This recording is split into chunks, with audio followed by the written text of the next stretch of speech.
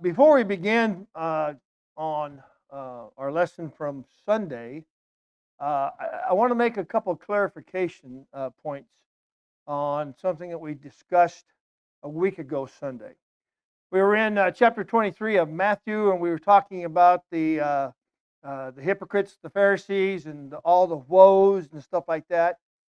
And in Matthew 23, verse 14, it reads, "Woe to you, scribes and Pharisees, hypocrites, for you devour widows' houses, and for a pretense makes long prayers. Therefore you will receive a greater condemnation." And we discussed that as, does that mean that there's different levels of punishment? And one of the things that Ezra brought out is that in the original manuscript that was translated and written out, that in Matthew's account was not there. In fact, the ESV, Jack pointed out, doesn't even have verse 14. Yeah, but in the main body. And okay, yeah. Now, correct. And one of the beauties that I enjoy about substitute teaching at Tracy High School is that about half the time I get to have lunch with Jason because we have the same lunch time. And the other day, actually on Monday, we were talking about this a little bit, and he said, "Yeah, that's true, Dad, but look at what it says in Mark 12 and 40. In Mark 12 and 40, we will find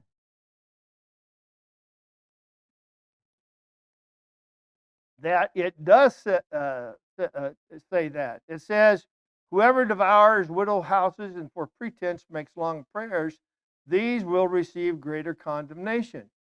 And if you turn over to Luke chapter 20 and 47, it has it there. It's not that Jesus didn't say that. Matthew just didn't record it. Okay? And later on, when the scribes were rewriting, translating, and whatnot, they added that in, probably as a, I don't know if they had footnotes back then, but added it in, probably to harmonize with Mark and Luke's account. That's what makes sense to me anyway. But I guess we need to realize that Jesus did say those words, a greater condemnation. And so that caused me to do a lot more studying. And I have personally changed my views, me personally, that there are different levels of punishment in hell. Many of you know, obviously, Wayne Jackson. I pulled up a article that he wrote on Christian Courier. Are there degrees of blessedness and punishment in eternity? And I'll, just tell you in short, he says yes. And what he bases it upon is the judge of our earth. God does what is right. That he is a just, he is a righteous God.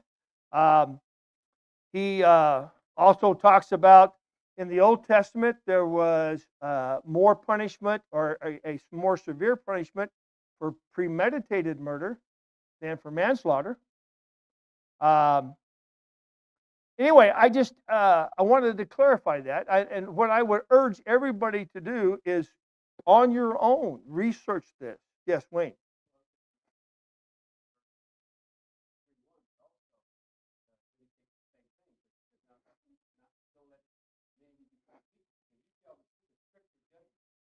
Yeah.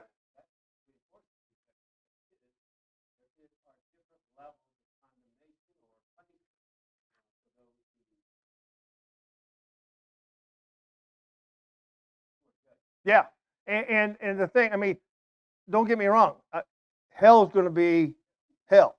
Okay, we're told about the weeping, the gnashing of teeth, and all that kind of stuff. Weeping, wailing, and gnashing of teeth in Matthew 8 and 12, and of course, the suffering will be forever. But it's it's going to be based upon uh, three things. One, the extent to which a person has abandoned himself to sin, in this one article that I read here. Two, the extent to which a person, by example, has influenced and led others to sin. Okay. And then the third is the extent to which the light and privilege were abused. And so, and in regards to blessings of in heaven, we have examples of, let me find here.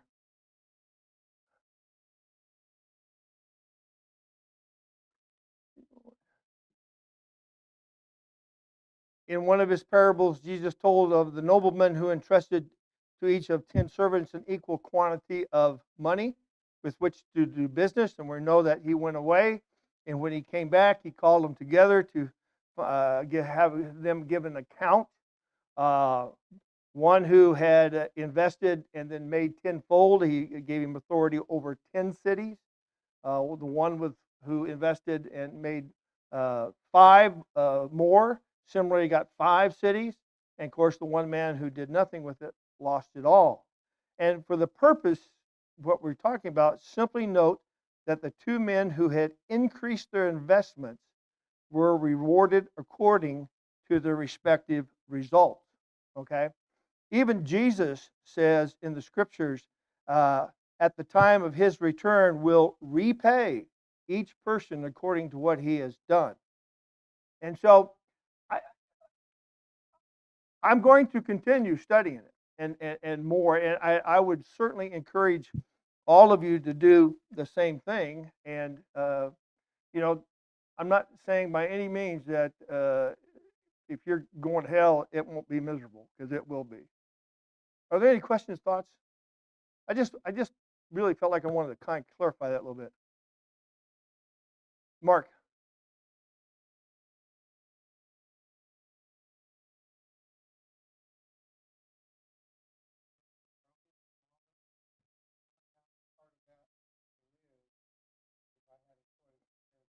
Yeah, I've said I'll take the broom closet with the cot. That's all I care about. You know. Yeah, Marine Corps cot, Rob. By the way. Yeah. So anyway, I wanted to talk about that. And one other thing, Toby asked a great question on Sunday about. We talked about not even Jesus knew when the world would come to an end. And he brought up that since Jesus is God in the flesh, all deity, uh, wouldn't he have certainly known that? And what I came up with on the spot was that Jesus had emptied himself of his privileges. And I did some further research on that. And that's kind of where it turns out that it was. This one article says the key to understanding Jesus' seeming lack of knowledge in this matter lies in the nature of the incarnation. When the Son of God became a man, he remained fully God, but he also took on a true human nature. Jesus retained all the attributes of divinity, yet as a man, he voluntarily restricted their use. This was part of his self emptying, uh, or self renunciation, spoken of in Philippians 2:6-8. Um, when Christ entered our world, he laid aside the privileges that had been in heaven. Rather than stay on his throne in heaven, Jesus made himself nothing, as the NIV says in Philippians 2:7, and he gave up those divine privileges. Um, I think I think that answer of being self-emptying and self-renunciation, along with the fact that no man knows, as Wayne pointed out, uh, and Jesus was humbling. He was doing the will of the Father. And at that time, he was not, I don't believe he knew. That's right. That's right. Yeah.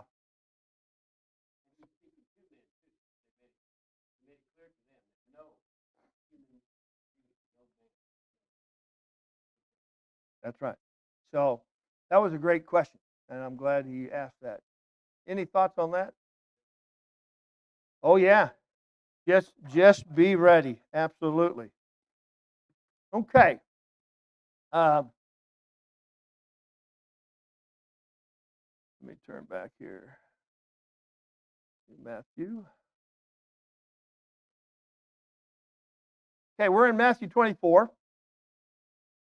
Um, and also there's other Mark 13, 1 through 4, and Luke 21, 5 through 7. We were talking about on Sunday the end of the age and the second coming. Um, we talked about how Jesus had left the temple for the last time and to never return. And really, was a sad occasion, but it was significant because several decades later, obviously, the temple in Jerusalem would be destroyed. Jews always thought that the temple was going to be there for all eternity, eternal significance, and it was a magnificent structure, as the Bible teaches us, that it had um, uh, beautiful stonework out of limestone and marble. We talked about the massive size of it, that it was estimated to be as much as 100 tons on one of these pieces of rock, so to speak, and that as they were departing, the disciples, the apostles stopped uh, and just made a comment about how beautiful it was and how grandeur these buildings were. Uh, and we talked about the gifts given for vows and things like that, all the gold. Um, but this was short lived when Jesus made a response in Luke 21:6 and said, "As for these things which you see, the days will come in which not one stone shall be left upon another that shall not be thrown down." And I'm sure the apostles were confused, as we talked about. Um, the only thing that they could think that would cause something like that would be the second coming of Christ. Um, but what they were talking about was the destruction of Jerusalem. Um, we had gotten to a point that we were talking about a specific um, comment or verse in, let me get back to this and see if I can find it.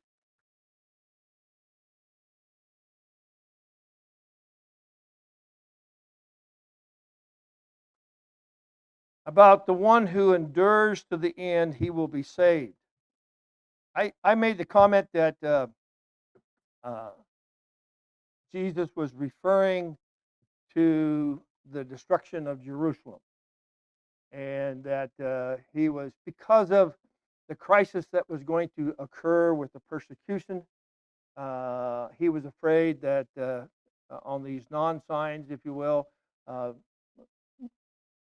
Christians would flee and things of that nature. Uh, Jeanette and I discussed, and her thoughts on that particular one was that it was more concerning the second coming of Christ, and we both did a little studying more on it. And I'll say this about that particular um, verse where it talks about the only those who endure to the end will be saved. I got over 100 verses here that refer to that in the Bible. And when we talk about the end, it can only mean two things. One would be our death, two would be when Christ comes. And so that's a true statement either way. We who endure to the end of either our life, whenever that is, if we've done the right things, we'll have the home in heaven. If we endure to the end and Christ comes during our lifetime, the same thing. So, uh, Jeanette, did you want to kind of?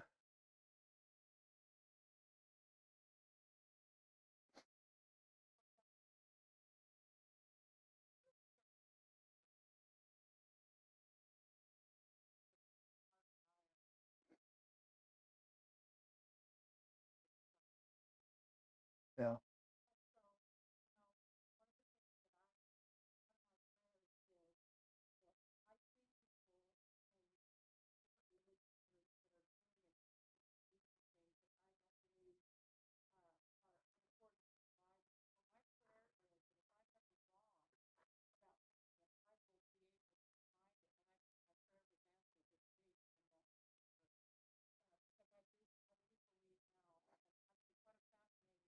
Absolutely.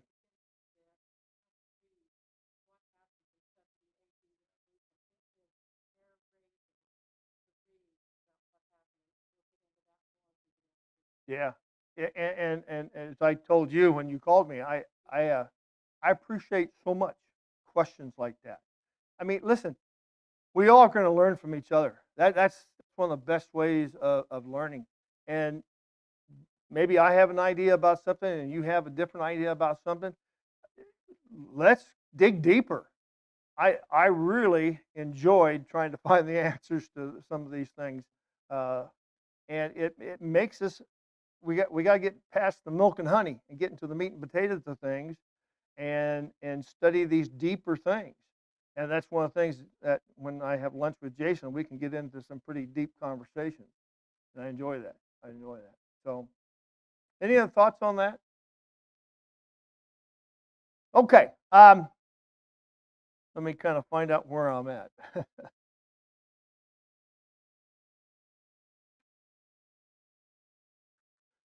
We were talking about the non-signs. Let me just go back and maybe briefly my notes here.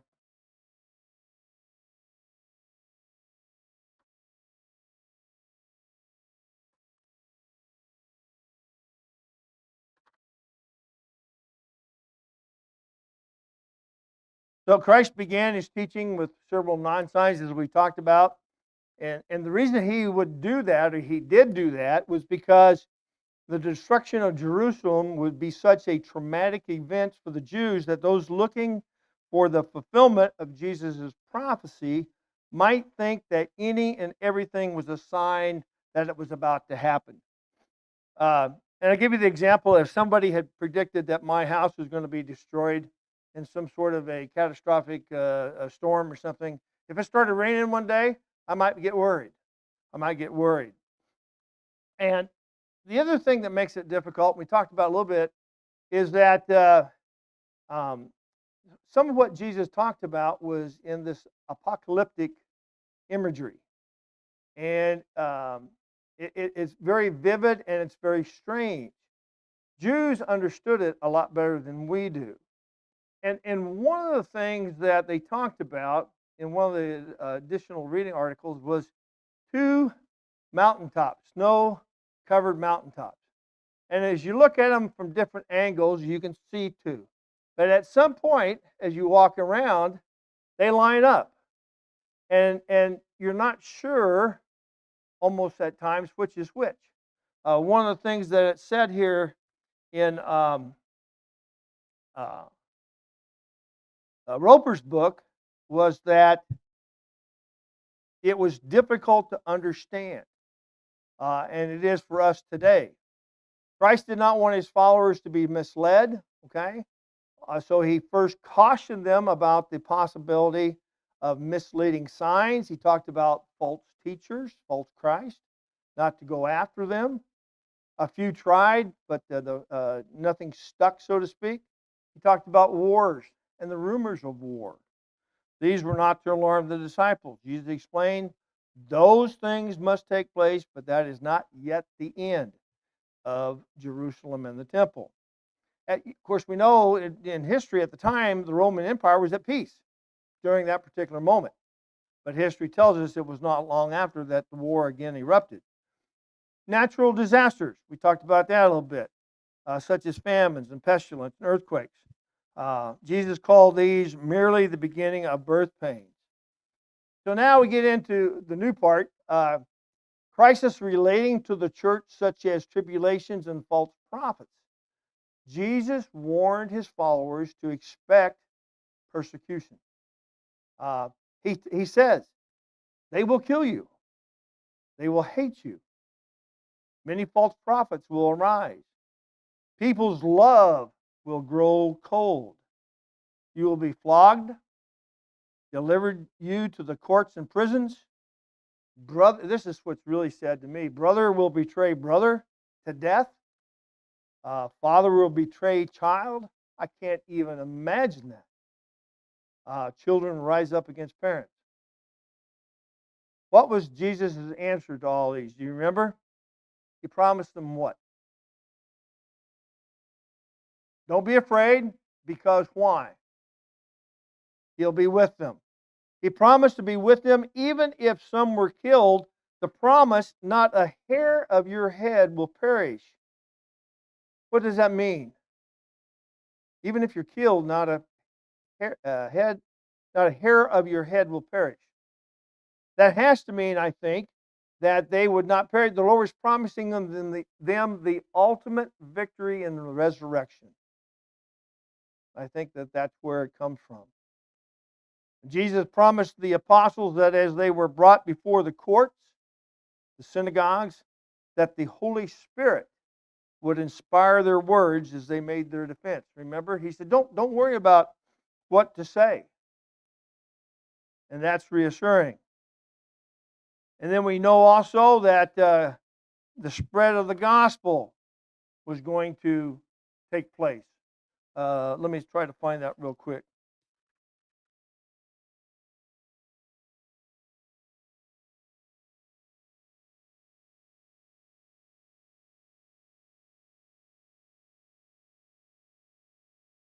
Where is it at? 14 in Matthew.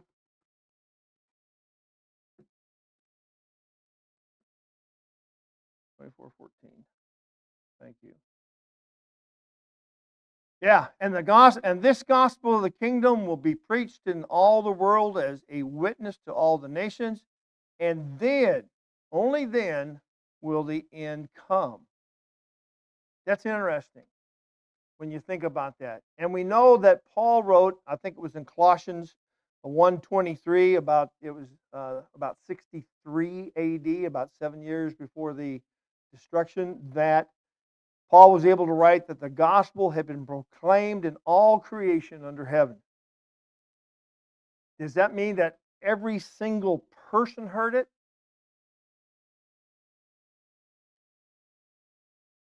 All parts of the world, to all nations, and obviously there may have been one or two or more than that, but it had been taken to all the world. Yeah. Um,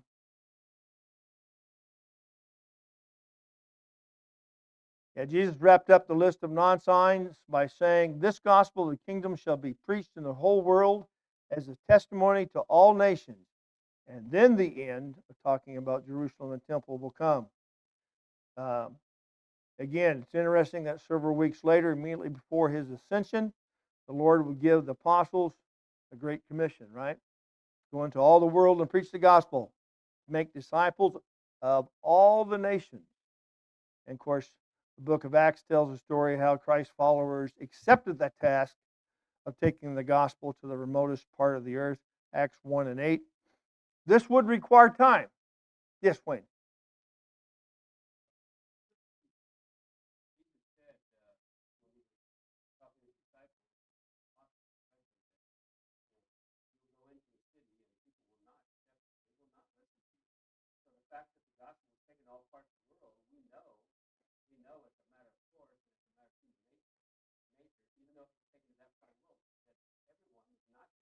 That's right.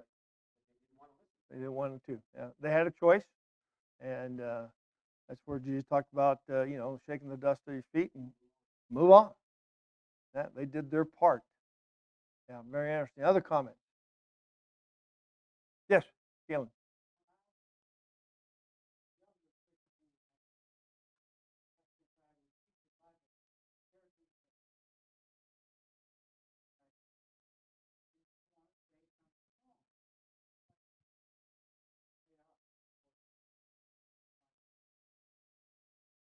Oh yeah, I mean that's the thing.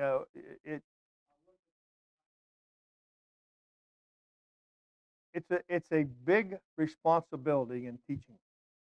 you know.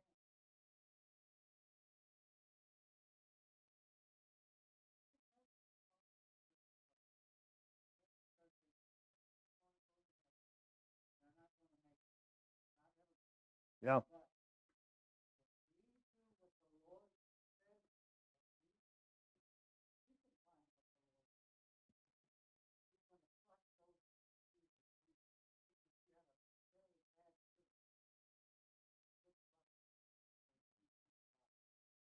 Yeah. Absolutely. Other comments? Okay, that really kind of takes us to the end of what's kind of a short second half. Let's go over the questions real quick, and then I'll talk a little bit about part two. Um, you have the questions with you. What is the significance of Christ's departure from the temple? That's right. It was the last time leaving, never to return. Um, you remember what year did Herod the Great begin rebuilding the temple? 20 BC is right. Yeah, right around there. And it was finished in what year do you remember? Around 64. So 80 years working on the temple. Of course, then it only stood for a few more years after that. What did Josephus record concerning the size of the stones that made up the temple complex? Remember how long they were? 38 to one reference said 38 feet, another one said 40. So I said, okay, between 38 and 40, split the difference. Uh, 12 feet wide or high, depending on I guess how they were stacked. 18 feet long, in height. They were quite massive. Um, what did the temple mean to the Jews?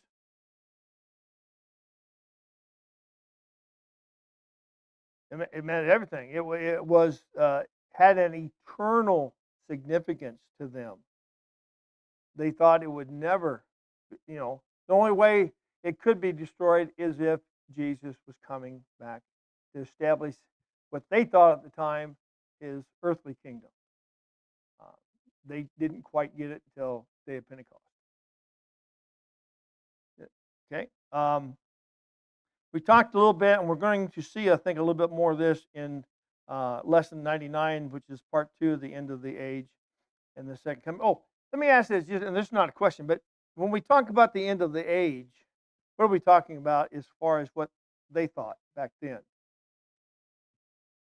I don't think it was the end of the world. It was the end of the political atmosphere, the end of that uh, with the Romans there. Um, what is used in apocalyptic literature to convey its message? Very vivid, often strange symbolism. Very hard for us to understand today, but the Jews were more familiar with it. Um, what two events does Matthew 24 prophesy? Destruction of Jerusalem, and then his second coming, and we will get into that. Um, and what does the phrase "all creation under heaven" mean in Colossians 1:23? Basically means to every creature, according to what the New King James Version says. Any final thoughts? I know we're done remarkably early. I guess if we're supposed to end at 20 till, I'm only 4 minutes early. But I would encourage, like I said, that thing about the greater condemnation, study on your own, come to your own conclusion about things. Um, but I think there's biblical reference to that in Scripture.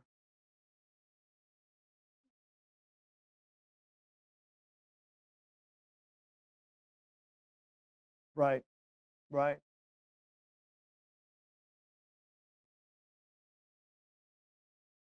Yeah,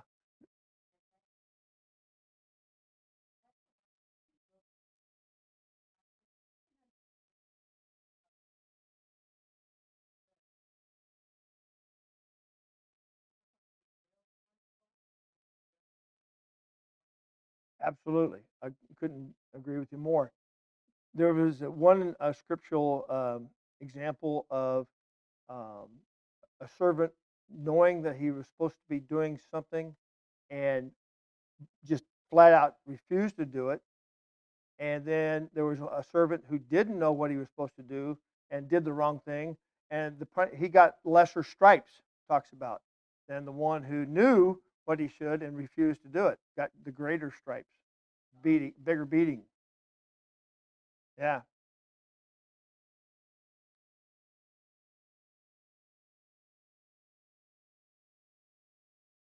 yeah. All through this, it talked about God being righteous and just in His dealings, and that He will, when the time comes on Judgment Day, He will deal out the punishment or the reward to each person. And, we don't understand it all, but God does. Yes, Wayne.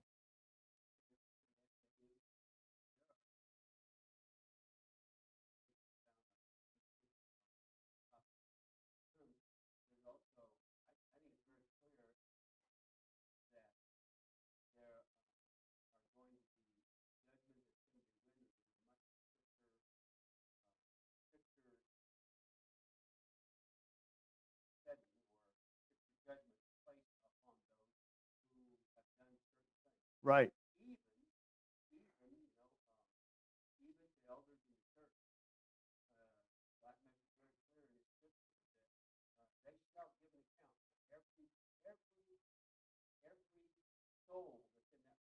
That's right.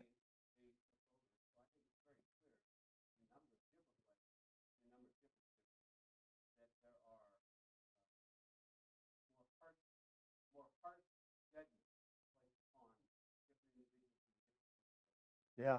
This article that was in on the Christian Courier by Wayne Jackson comes from that book that a lot of you know about. Is that the margin or notes from the margin of my Bible? And that's what where that came from.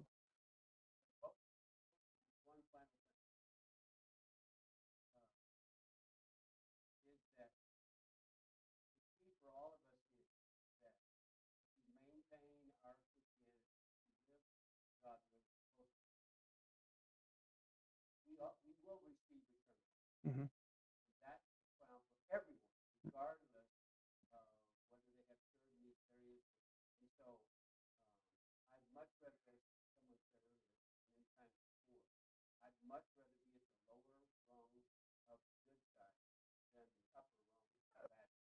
Goodness, that's great. That's a great way to say it. And there will be um, yeah, misery in one place and blessedness in another place. That's right. That's right. Okay, so on Sunday, Lord willing, we'll be on lesson 99, the end of the age of the second coming, part two. Just to give you a little quick highlights of what this is going to be about is we're talking about the actual destruction of Jerusalem. He gives them a list of the false signs. We talked about that. And then he gives them the real sign of the destruction. He will talk about the when it starts to happen, people on the rooftops. Yeah, get out. Yeah, don't even pack a bag. Get out and flee. Don't pack a bag. Do not get your coat. Talk about women who are pregnant and with children would be at the disadvantage, and many, many things like that. The nature of the coming event and the second coming of Christ itself. Thank you so very much.